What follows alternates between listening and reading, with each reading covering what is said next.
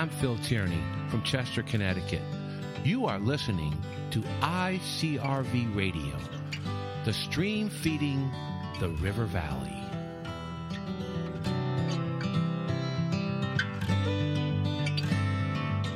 Hello, everybody. This is Scott Brady. I'm the co-host of Archaeology in Connecticut.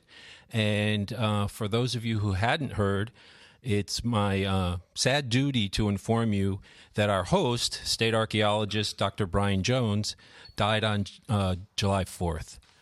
Our best wishes, all our thoughts and prayers go out to him, his family, his friends, and his colleagues. Brian felt very strongly that this show was an important part of his goals of reaching out and informing people across the state about all the stories that archaeology can tell them here in Connecticut. And he made it very clear to some of us that he would like this show to continue. And in that vein, we would need a host. He reached out to a good friend of his, another exceptional archaeologist, Dan Forrest, and Dan has agreed to serve as our host and kind of guide us through this process as Brian was prior. And at this point, I'd like to turn it over to Dan and thank him for taking the mantle. Thank you so much, Scott, and hello to everybody. Welcome to the August episode of Archaeology of Connecticut. It's slightly difficult circumstances for those of us. We're all very close to Brian, and his passing has affected all of us. However, under the circumstances, I can't imagine two colleagues that I would rather have in the studio with us today, two individuals whom Brian respected tremendously and collaborated with many times over the years. So first, our theme for today, we are leaping forward roughly 2,000 years from where we left off on the last episode. So we'll give you a little Cliff Notes version of what occurred during those 2,000 years before we dive right into our discussion of the late woodland period and one of the most impressive archaeological sites that we found so far in the state of Connecticut, that is the Morgan site. First, let me introduce our guests briefly. I'm going to break with tradition and do very brief introductions myself rather than ask these two to do so, simply because I don't think they're going to do themselves justice. So first, we're joined by Dr. Kevin McBride from the University of Connecticut. Kevin has done a lot of the groundbreaking archaeology that provided the framework that we've all been working with for several decades now. Kevin has also spawned many, many archaeologists through the University of Connecticut's Anthropology program, many of whom have gone on to succeed in various aspects and are contributing very actively to the field. So, Kevin, welcome very much. Thank you for joining us. And Lucianne Lavin, Dr. Lucianne Lavin from the Institute of American Indian Studies in Washington, Connecticut. Lucy has, for many decades, done groundbreaking work documenting the indigenous cultures of the state. She also, very dear to my heart, has published a synthesis, an absolutely fantastic book in 2013. And Lucy, that is The Indigenous Peoples of Connecticut? Correct. So I would encourage all of our listeners to check that book out if you haven't already. Very few archaeologists invest their time to try to do this kind of broad synthetic work, and in particular make it accessible and interesting. And Lucy did an absolutely fantastic job with that volume. Book. So, and Lucy in particular was intimately involved in the excavations at the Morgan site. So with that, I'm going to ask Kevin McBride to give us a brief synopsis of the early and middle woodland periods, which we are going to leap over before returning to in a future episode. I'll do my best. It's a very complex topic. And you also may have noticed, listeners, that archaeologists always divide their time periods into three. Not sure why about that, but we make things fit within that framework. What probably characterizes the early and middle woodland period in at least coastal Connecticut and the lower Connecticut Valley is increasing reliance on coastal and estuarine resources beginning about 2,500 years ago. And that's a direct result of slowdown in the rate of sea level rise following the last glaciation. And these sea level rise slowed to the point where the development of tidal marshes could keep up with reduced sea level rise. So as a result of that, we see during the early woodland period sort of more and more sites and being located in the lower estuaries and on the coast, and these sites, initially exploiting a few coastal resources, now begin to focus more and more on the coast. And that trend continues into the Middle Woodland period, where sites get larger. There are fewer sites as well. So, and they're almost all located along the estuaries and tidal marshes, and to some extent along the floodplains of the Connecticut Valley. So what that all means, at least from my perspective, is predictability in resources, increasing territoriality, longevity of settlement, and population increase. Now, this is all before introduction to maize horticulture, which is the topic here, and quite honestly, the major topic in the archaeology of the Eastern Woodlands. So by the late woodland period, we see a much larger population in 1000 AD than we had seen in the previous 2,000 years, probably. And from my perspective, the question becomes, is the adoption of maize horticulture the result of rising population levels, or is the adoption of maize horticulture influence rising population densities? Kevin, are these marine resources that they're taking advantage of, is that what is leading to these huge shell middens that we find sometimes alongside those sites? It's a shellfish and a fish-based diet, do we think? At least in some areas. I think what's really interesting is the dichotomy of late woodland sites along the coast and those in the interior areas, such as the Morgan site. Late woodland sites in the coastal areas, exhibit a mix of coastal maritime resources and horticulture, and of course other terrestrial products. And as you move upriver to where Morgan is, you don't see as much evidence for coastal maritime resources. There's a heavy reliance on maize horticulture. So you almost have two different systems operating. Coastal estuarine and sort of riverine. And the question is, how did those subsistence and settlement patterns influence the use and adoption of maize horticulture?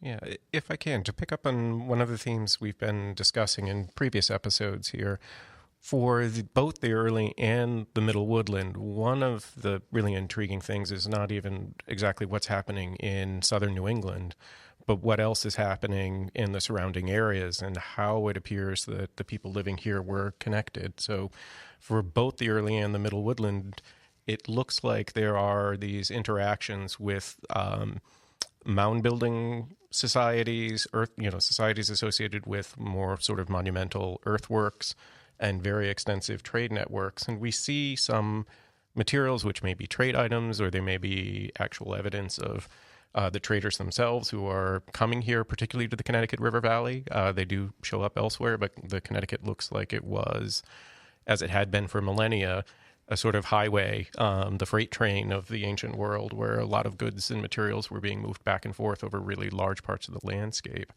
So, Lucy, I know you've written some about this as well. So do you see those threads of interaction, even where a lot of the archaeology for the early woodland in the period looks remarkably like the late Archaic, and in particular the narrow stem late Archaic?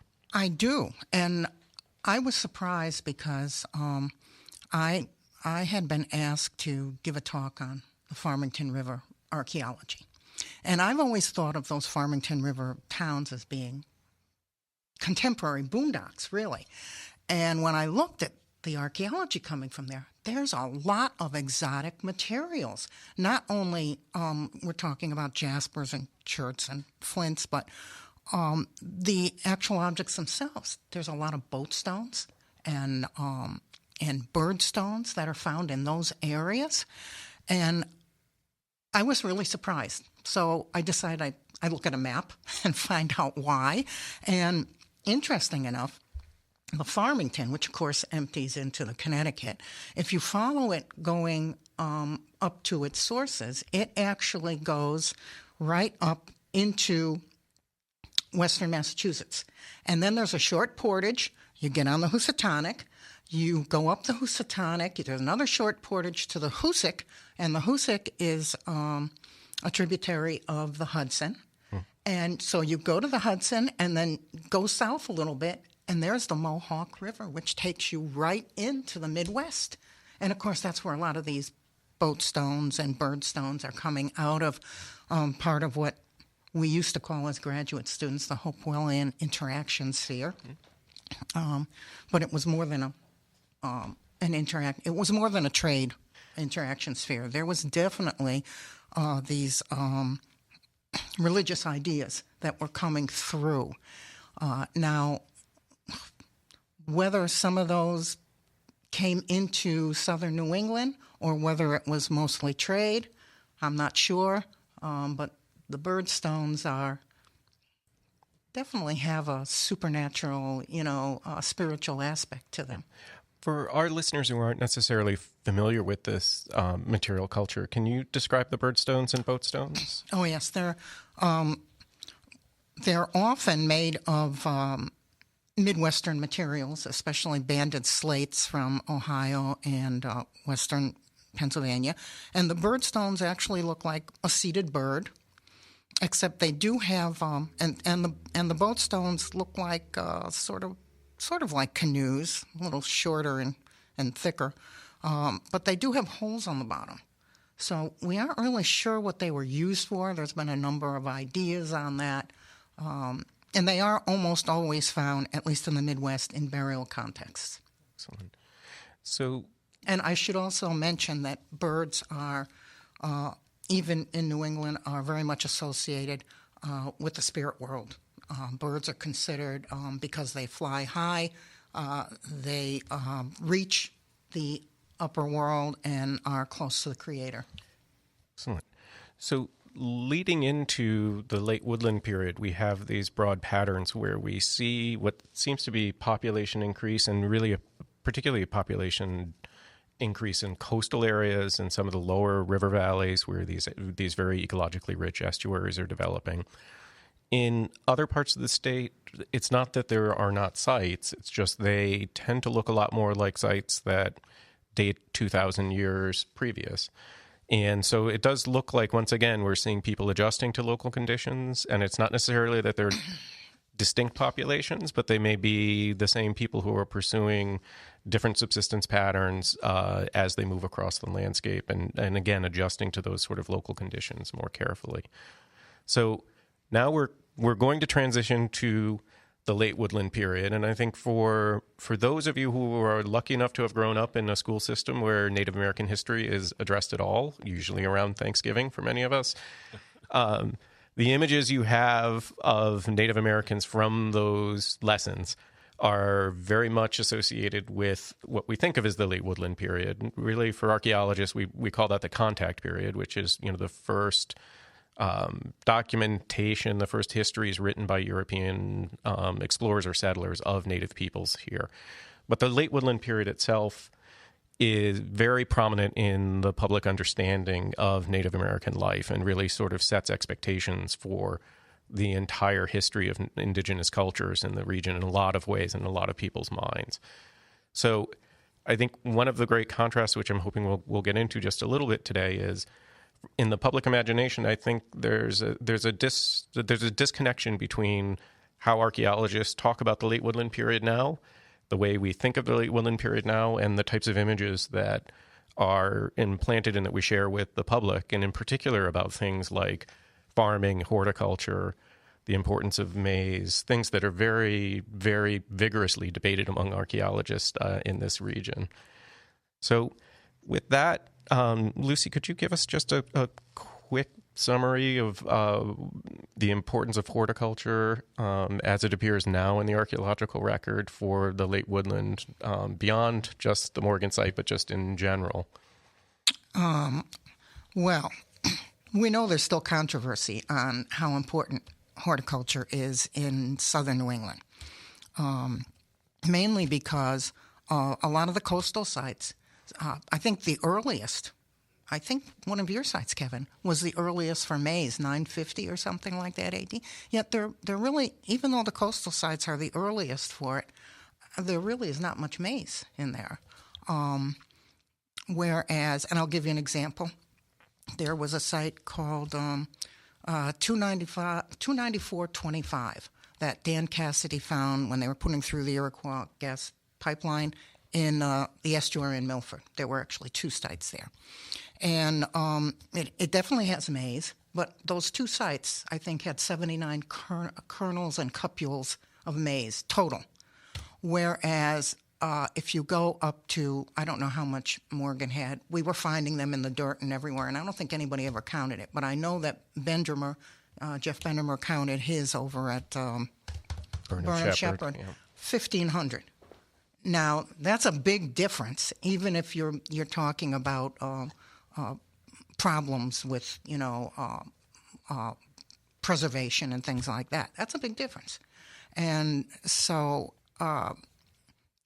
I and a number of other people, including Kevin and Bernstein from Long Island, have always thought that the coastal regions knew about maize, they used some of it, but it wasn't a really big deal because there was so much resources along the coast that they didn't really need it. But up the rivers, where on the Connecticut, where you've got Morgan and Burnham Shepherd and a number of other sites, they need it up there because the resources, there's not as great a diversity as there are along the coast, and they're seasonally restricted. So they need some type of storable food to get them through the winter and early spring, the so-called starvation period. And they need that in order to increase populations. And so that's where we find a lot of maize in those areas. Although Liz Chilton, working up the Connecticut River in Massachusetts, the Gill site, the Pine Hill, there's a couple others up there, she didn't find much. The only thing I can think of is that point, it has to do with days of growing season. And they just might not have it there. Okay, on that note, I think we're going to take a brief break and get ready to give you some more information about this important period in Connecticut's archaeological history. Come to Hillstead Museum in Farmington, Connecticut to experience art and culture in a magnificent historic setting. A visit to Hillstead Museum unlocks a 1901 architectural treasure. French Impressionist paintings, Ming Dynasty Chinese porcelain, Japanese woodblock prints and period furnishings. Enjoy a guided tour with interpreters who have the inside scoop on the family that created this landmark. Take time to experience the tranquility of Hillstead's sunken garden, or take in surrounding vistas of the Litchfield Hills while sitting on the Mount Vernon-inspired veranda. There is something for everyone at Hillstead in Farmington. Bring your friends and family to one of our many public programs, such as the Sunken Garden Poetry Festival, May Market, Heyday, or Holiday Boutique. Find a complete schedule of events at hillstead.org. Visit Hillstead Museum to take a step back in time, explore nature, or marvel at world-class artwork by Monet, Degas, Cassatt, Manet, and Whistler. There is so much to discover only at Hillstead. Please visit hillstead.org. Welcome back to Archaeology. Can't say that today. Archaeology of Connecticut. I'm Scott Brady. We're talking about the late woodland period in particular, and we'll be getting into the Morgan site soon. And so right now I'm going to turn it back over to Dan. Sure. Hello again, everybody. So before we get into the specifics of the Morgan site, we want to touch on one other contrast that we want everyone to be aware of and thinking about as we're describing the late woodland period, and the way our perceptions of the late woodland period have changed substantially over the last 30 or 40 years. One of those is there seems to be some tension between early colonial accounts of Native American life in New England in particular, the archaeology that's been done over the last few decades, in particular, that have kind of challenged a lot of the cherished ideas that came from those. I shouldn't say cherished ideas. A lot of the ideas, the portrayals of Native American life that we see in those early historical and ethnographic accounts, and Native traditions themselves for the way they understand the importance of not just maize, but the way they understand their relationship to the world around them. And trying to resolve those tensions can be very delicate and difficult. So, Kevin, this is an area where you've done quite a bit of research as well. Can you touch on those topics? Sure. I mean, most of our basis for inference on, what's going on in the late woodland period in terms of maize horticulture comes from three sources. One is the ethnohistoric record, that is, early European descriptions of maize horticulture from, Saco River, the northernmost boundary of viable maize horticulture. And, coastal southern New England, we have the archaeological record, which, as Lucianne pointed out, is sometimes problematic. I mean, we get a lot of inconsistencies in the record. She referenced the Burnham Shepherd site in South Windsor, where there were 1,500 kernels of corn as opposed to a couple of dozen elsewhere. Well, one of the factors is the reason there's so much corn at Burnham Shepherd is all that corn, most of that corn is recovered from a storage pit that spontaneously combusted.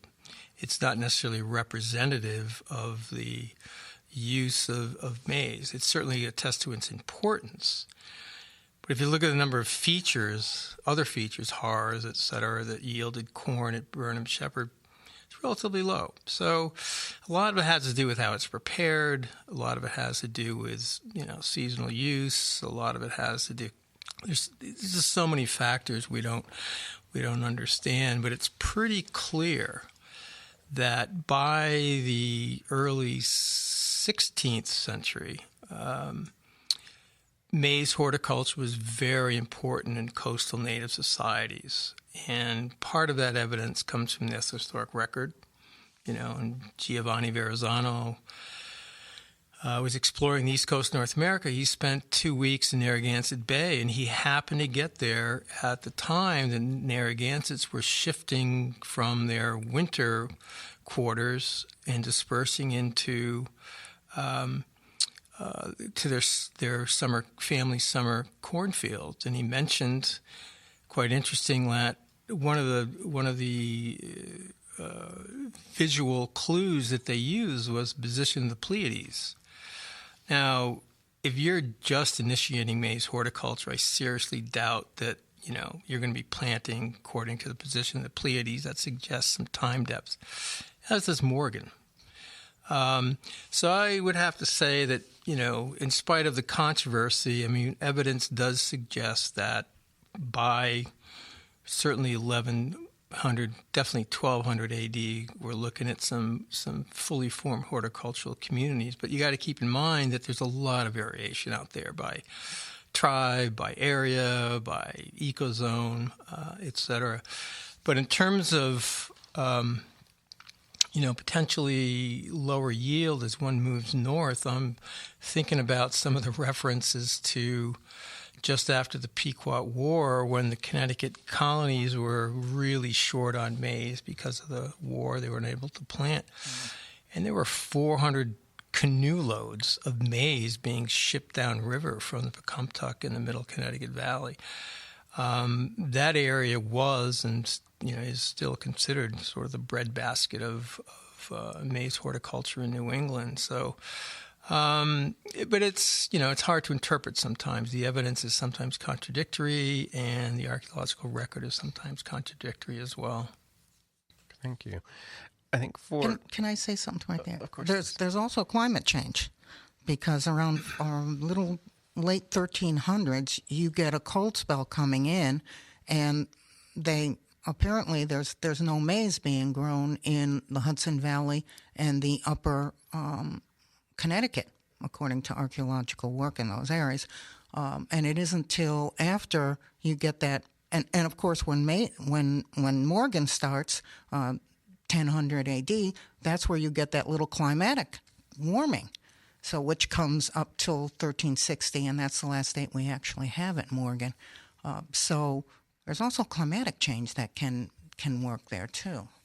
So there are probably a lot of different influences on the way people are choosing to live during this time period. We should explain one of the reasons that archaeologists spend so much time talking about horticulture. One is our own cultural baggage, right? So people who raise their food are more familiar to Europeans. We think of them as farmers, and that touches off a whole lot of other associations for us. And so part of this is exploring when that transition happened. And also traditionally, intensive horticultural systems are associated with all kinds of other important social changes, development of more sort of stratified societies, or people need to develop social mechanisms to figure out how to manage all of this surplus food that they're generating. And that does have consequences for the way they relate to each other and the way they relate to their neighbors. So that's not just a sort of New England thing. That is a sort of global pattern. There's a lot of variation, but there's a reason why horticulture captures the archaeological attention in many ways. And I will mention, the other piece of this is native traditions themselves. For many of the tribes who are traditionally coastal living people have very strong maritime traditions. For the tribes we know today, for many of them, maize in particular, but a number of other cultigens are very prominent in their own traditions, their own celebrations, their feasts, their understandings of their relationship to the world around them. And in many cases where the archaeologists are challenging whether or not maize was grown as a staple food, that can be interpreted as somehow devaluing their own oral traditions, their own knowledge.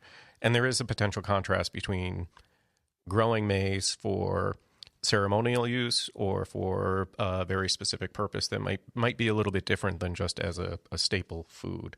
So there is a lot of variation. As we've talked about for every period, the more we learn, the more we realize that people are not doing all the same thing at the same time, even in as small an area as Connecticut is. So with that as the sort of stage, I'd like to get into the history of the Morgan site, one of our most prominent archaeological sites in Connecticut, and touch on another theme for this show in particular, which is the enormous contributions that volunteers and avocationalists have made to our understanding of the archaeology in Connecticut, and they're very intimately associated with the Morgan site. So, Lucy, can you give us a quick history? Well, first, a description of where the site is located. Yes. It is located in the floodplain of the Connecticut River at what is now known as Rocky Hill. It was actually discovered by an amateur archaeologist, June Cook, who was actually hunting pheasants with her husband, David Cook, in the floodplain, and she came across a concentration of Native American pottery, and that's how it began. And both Dave and June were members of the Albert Morgan Archaeological Society and Amateur Archaeology Society, and Dave was the dig chair, and he decided to dig the site, and he invited me to be co-chair, co-dig chair, and I was. And so we were out there for about 5 years, I guess, from about 1985 to 1990.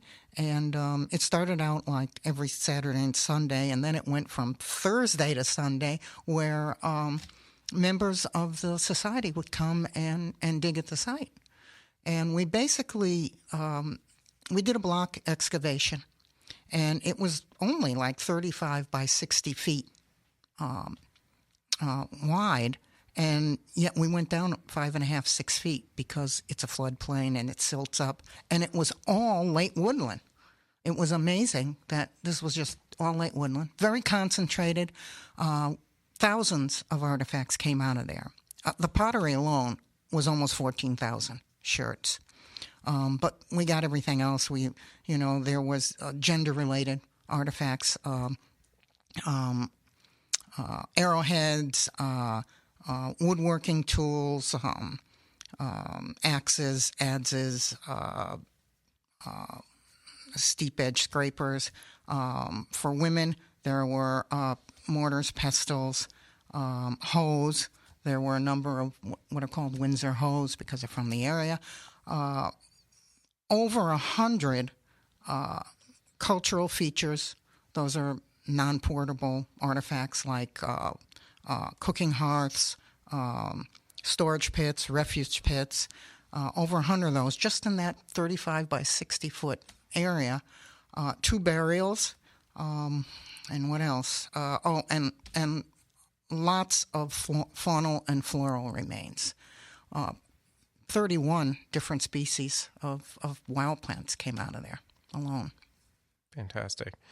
So that, and if I remember correctly too, the faunal assemblages, the remains of the animals that were hunted and consumed at the site was also pretty varied, right? There's a lot of what we would expect with white-tailed deer, but there was quite a range there, wasn't there? Oh yeah, there was turtle, wildcat, dog, rabbit, small mammals. There were both freshwater and saltwater shellfish, and since Morgan is like 42 miles from the Sound, those saltwater things, they either had to be going down to the Sound or people were bringing it up. So it definitely showed communication between the coast and inland at that time. It is right. So we haven't mentioned the other sort of taboo word for the late woodland. So we talked a little bit about the fact that, as agreeable as archaeologists are about everything, we're particularly friendly when it comes to the topic of maize. Horticulture. The other thing is there's a parallel and related argument, decades long in the local archaeology, the regional archaeology, about whether people actually lived in villages before Europeans first arrived here, and all of the changes in settlement that came shortly after that. So, for Morgan, this is a site that you believe was an actual village. So. Oh, yeah, we do believe it's a village. There were tons of post molds, which are, dark stains, dark circular stains in the ground that show evidence of wood frame structures. There were so many of them, though, we could never get one complete structure. You could see curves, but that was about it. And we do know from the faunal and floral evidence that it was used at least for 3 seasons. It couldn't have been used in the late winter and early spring because the area actually floods. So they actually had to leave the area. In other words, they had a summer and what's called a summer and a winter village. But this is also very prevalent in western Connecticut. The Mohicans, the Schaghticoke, and the Weontenack, early historic records, all tell us they all had summer and winter villages. And so do the Podunks. Historically. Hey, this in from a listener that wanting to know how close, we know how close to the Sound, but how close was the site from the river itself in yards? Was it an easy walking distance? Was it? Oh, yeah. Oh, yeah. It has to be. It's still in the floodplains, right? Oh, yeah. In fact, they put in, much later after we had left in 1998, I think, the owner, who was a farmer, had put in an irrigation trench that ran right to the river. It was 1,600 feet, I think. And by the way, that showed that it was all site.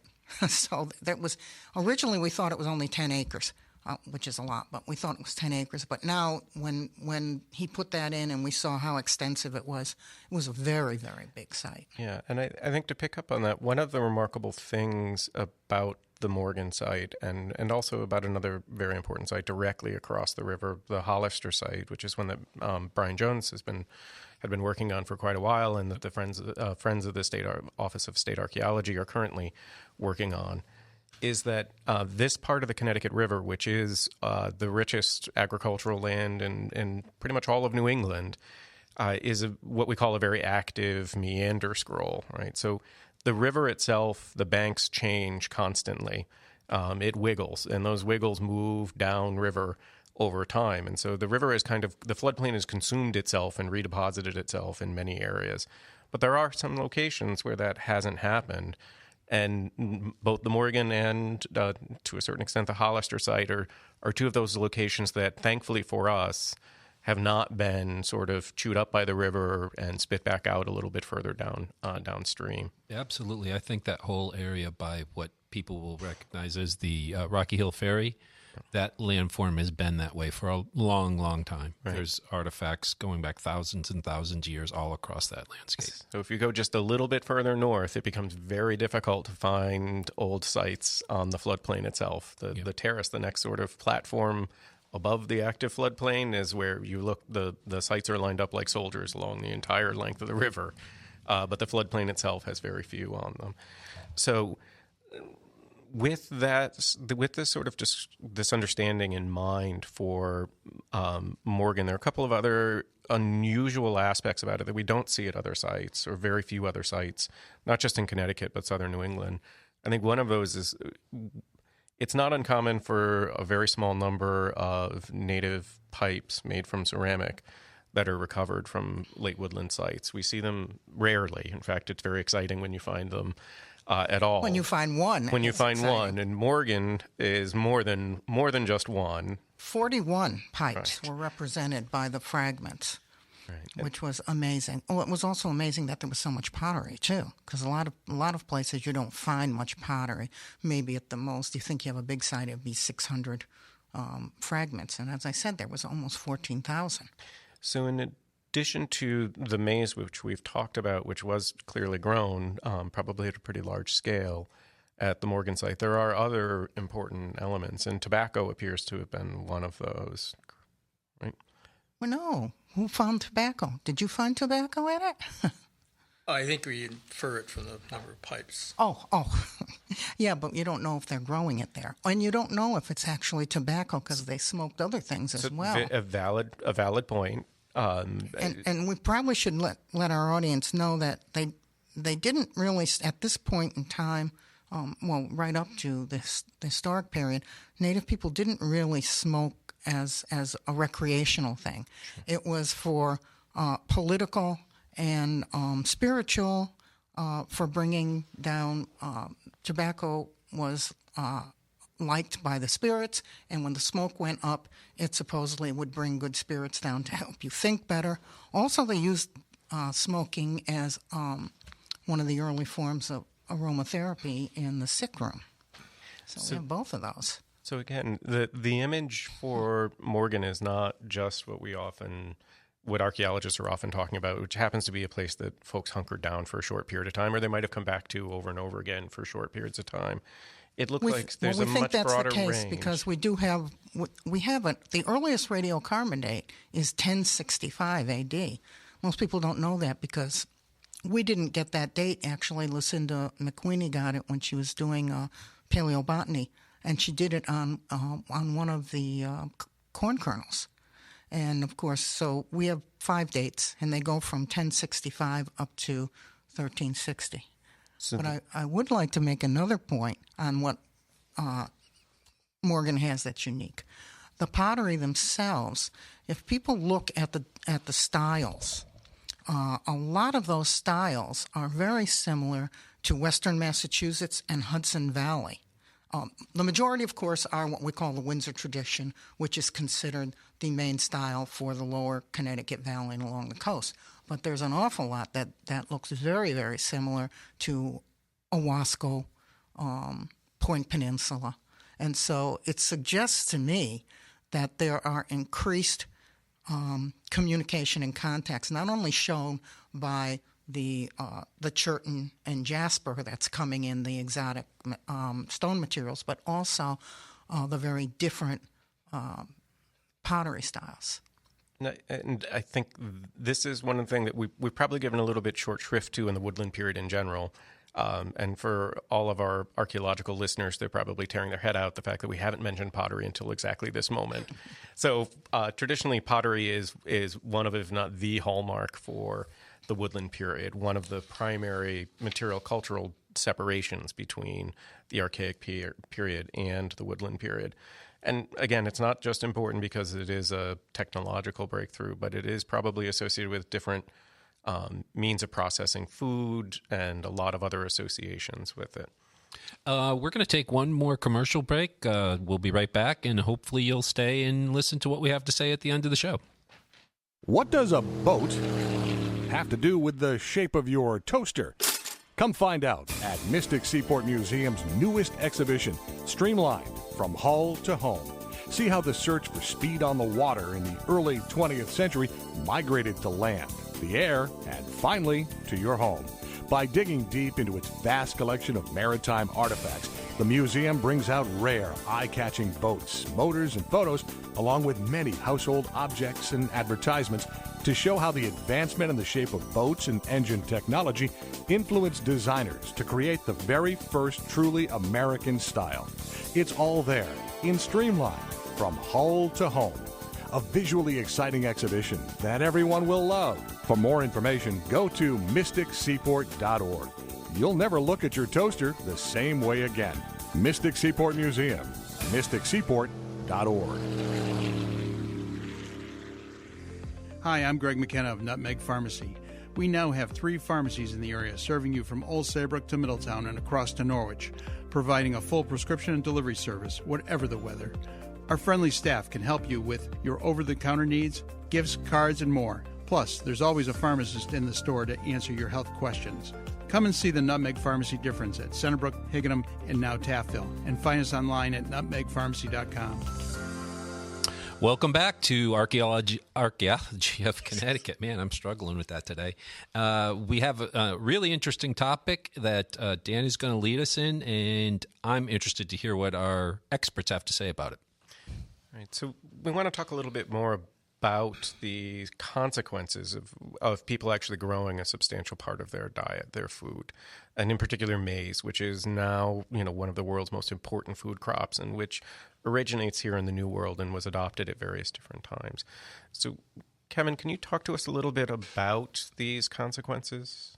Sure. It's, again, there's a lot of debate about this, but, food production is a very important development throughout the eastern woodlands of the United States, and in some situations it led to complex societies, Cahokia and other chiefdoms. No evidence for that here, but just hearkening back to what Lucianne was saying about the ceramics, I mean, there's a number of lines of evidence that archaeologists use to look at consequences, developing social complexity, et cetera, et cetera. And certainly one of the consequences is a pretty dramatic increase in population. And that comes from probably a couple of reasons. Number one is a predictable food supply that, is storable, although successive bad harvests could certainly impact that.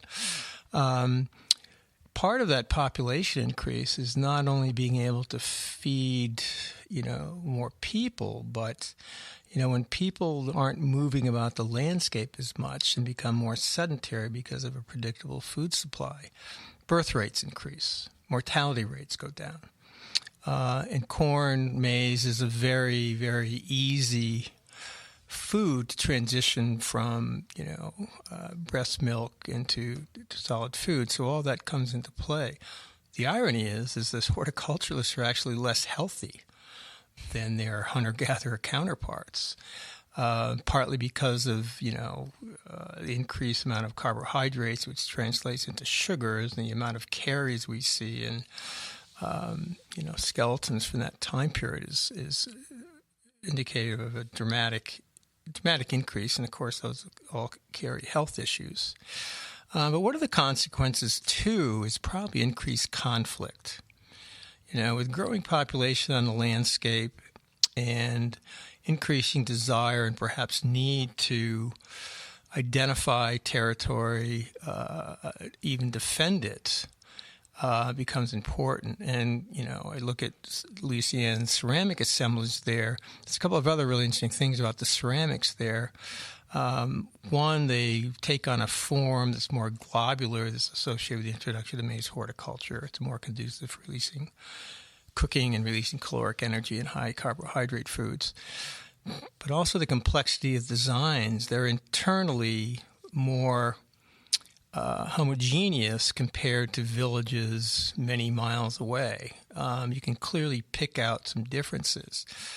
And in spite of the fact that Lucianne's seeing a number of other ceramic styles introduced, that speaks to the long-distance exchange, but there seems to be an attempt at signaling boundaries or territory. And the other thing we see is, hints of defended places, defensive structures, and a very dramatic increase in the number of burials that exhibit death by trauma. And a very unsystematic, unscientific survey of the burials reported in Connecticut during the late woodland period indicates 20% of those burials indicate some sort of trauma, death by trauma.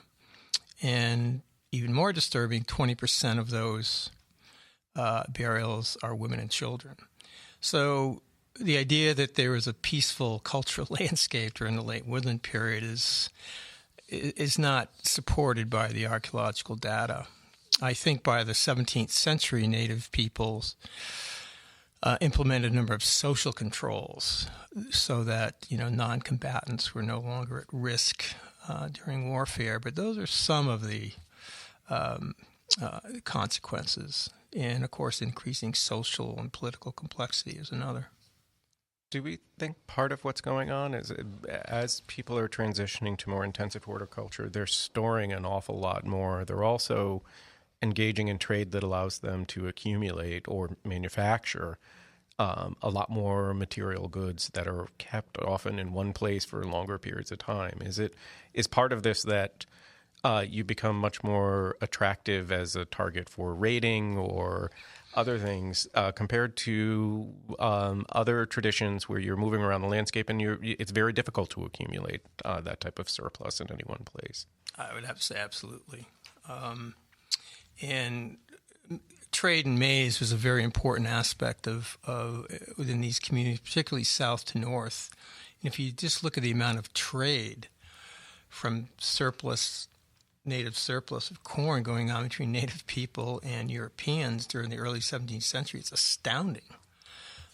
Colonists relied on surpluses of native corn to get by in the early decades of their settlements. This increase in population that we see going on is and the conflict that goes with it, because they're obviously fighting over resources and also probably boundaries. This is probably why, as you noted, by 1500, there's a lot of maize being found on the coast. A prime example are those two sites in Milford. Most of the dates that come from the refuse pits that have the maize in them are from 1500 and on. So I would think that it's sort of a round robin we have here, that you're growing maize, you're getting more people, you're getting more conflict, so you're growing more maize.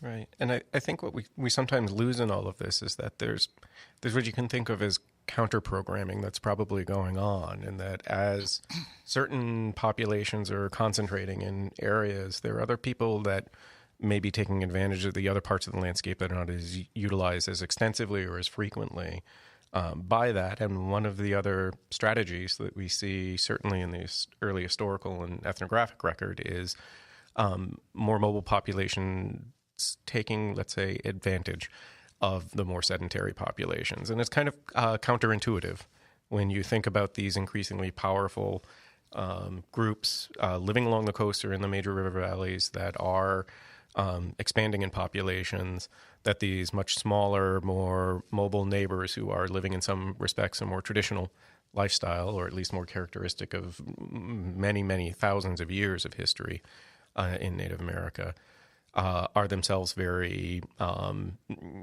they're taking advantage of a different type of opportunity that we don't necessarily. It's not easy for us to see that sort of interaction in the archaeological record for previous periods, again, for the same reasons that we were talking about.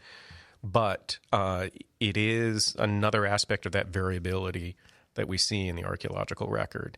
And I think it's always important. So, Lucy, you've talked a little bit about the social signals and that evidence for interactions with groups, particularly to the west in the Hudson Valley and eastern New York as well. But we see it's harder for us to delineate those because, archaeologists, again, because we're so agreeable, we can't agree what to call things. So comparing particularly pottery styles and pottery types that are identified in southern New England, even between Rhode Island, Massachusetts, and Connecticut, is nearly impossible unless you happen to be sitting down with the assemblages, because we all use different names. We use very different techniques for characterizing things.